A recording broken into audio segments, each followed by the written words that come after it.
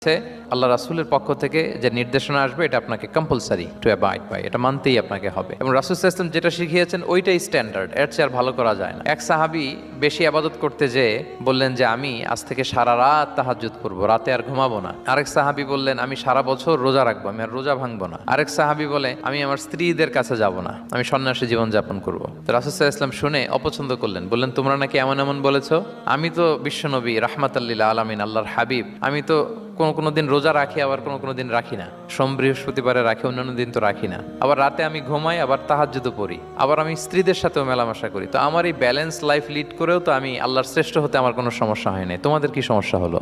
সুবহানাল্লাহ। দেখেন, ইসলাম খুব ব্যালেন্সড অ্যাপ্রোচে বিশ্বাস করে, ভারসাম্যপূর্ণ জীবন বিধান। তার মানে রাসূল সাল্লাল্লাহু আলাইহি ওয়াসাল্লাম যেটা শিখিয়েছেন ওইটাই স্ট্যান্ডার্ড। আপনি কি রাসূল সাল্লাল্লাহু আলাইহি ওয়াসাল্লামের চেয়ে বেশি মুত্তাকি হতে পারবেন? বুঝে থাকলে আওয়াজ করে বলুন, আল্লাহ রাসূলের চেয়ে বেশি বুজুর্গ হওয়া সম্ভব? মুত্তাকি হওয়া সম্ভব? আল্লাহওয়ালা হওয়া সম্ভব? তিনি যেটা শিখিয়েছেন ওইটাই স্ট্যান্ডার্ড। তাহলে আল্লাহ রাসূলের চেয়ে বেশি বোঝা চলবে, ওনারা যে নির্দেশনা দিয়েছেন সেটা মানলেই জীবনের সুখ।